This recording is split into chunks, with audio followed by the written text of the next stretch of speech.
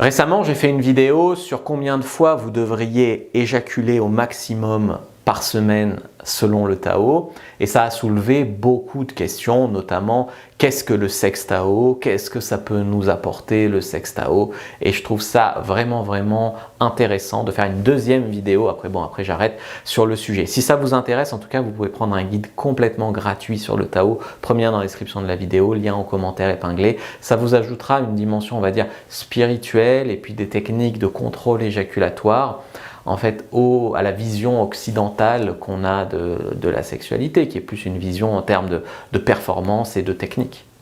Moi, je trouve que c'est ni bien ni mauvais, c'est juste différent. Il y a des gens, ils ont découvert le tantra sexuel, la méditation, et ils jurent plus que par ça. C'est vrai qu'il y a des choses bien là-dedans, mais il ne faut pas dire « Ah, c'est bien ailleurs, c'est tout compris et nous rien ». Non, c'est la voie du milieu, c'est l'équilibre. Il y a des choses bien dans le Tao sexuel et il y a des choses bien dans la pratique sexuelle, on va dire, comme on a un plus terre-à-terre chez nous. Donc le Tao sexuel, c'est une pratique sexuelle qui était réservée aux élites, notamment chinoises et indienne, et qui est très ancestrale. Ça date de plus de 3000 ans avant Jésus-Christ. Ce qui est intéressant, par exemple, dans le Tao sexuel, c'est le pied d'égalité sur lequel sont mis les hommes et les femmes, le yin et le yang. Chacun a finalement une énergie sexuelle, une énergie vitale, le ki en soi. Et dans ces cultures, ils considéraient le sexe, la sexualité, comme aussi important, aussi basique que finalement manger ou boire. Donc il y a vraiment un déconditionnement de la sexualité où chez nous on te dit le sexe c'est mal, le sexe c'est sale, le sexe c'est le mal. Alors qu'en fait, chez eux, pas du tout.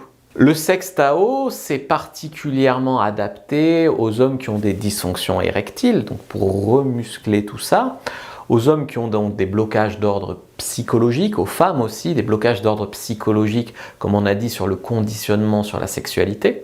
Bien sûr, tout ce qui est problème d'éjaculation précoce, bien sûr, si tu maîtrises le contrôle éjaculatoire, tu vas moins précocement éjaculer. Tes muscles, ils sont peut-être soit trop tendus, soit pas assez tendus, et c'est ça qui te fait éjaculer d'une manière impromptue, on va dire.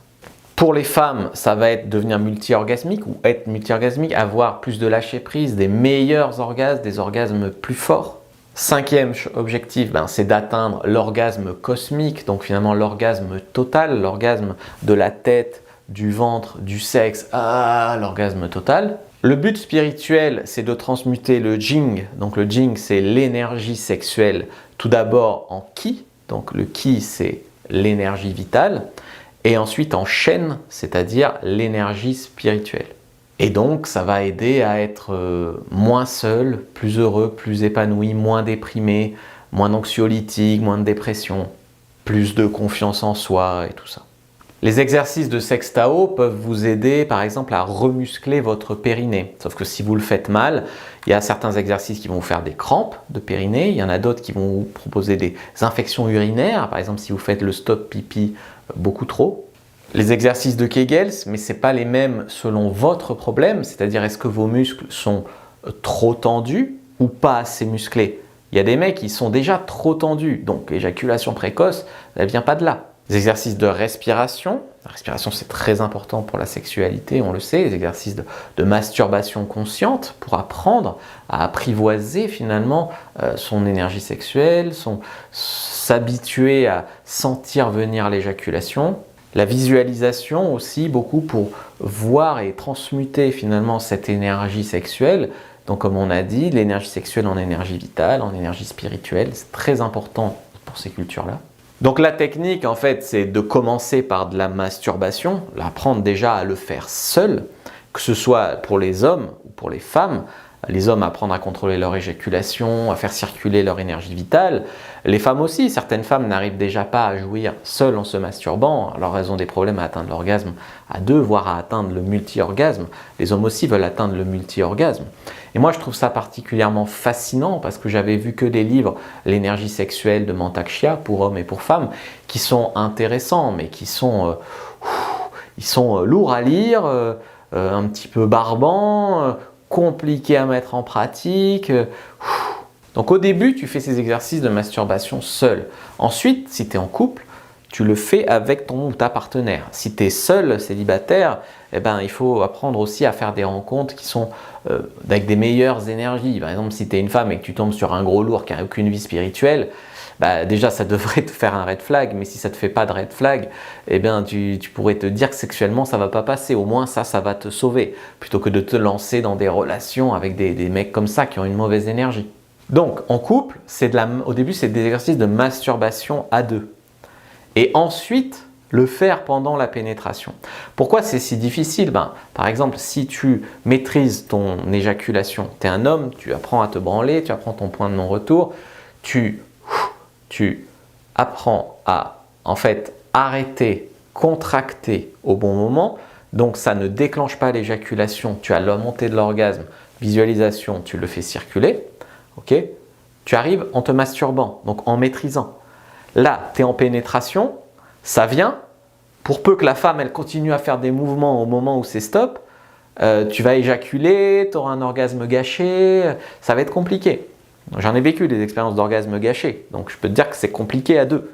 Donc au début, le faire seul. Et par contre, c'est extraordinaire. Quand tu y arrives, tu peux jouir 1, 2, 3 fois sans éjaculer. C'est véritablement extraordinaire. Le Tao dit qu'il faut le faire 9 fois pour un rapport sexuel complet, 9 orgasmes. Enfin, tu le fais déjà 2 ou 3 fois, c'est super. Je trouve donc que ce sont vraiment des points de vue qui sont véritablement intéressants à notre sexualité occidentale. Donc vous pouvez prendre pour homme le guide, premier dans la description de la vidéo, lien en commentaire épinglé, qui est écrit par Yann. Il y a une formation qui est faite par un de mes potes qui s'appelle David Bertrand, qui m'a remis là-dedans, parce que moi j'avais fait des expériences de multi-orgasme avec un de mes potes qui était mon padawan à l'époque, qui s'appelait Raphaël, qui lui maîtrisait bien.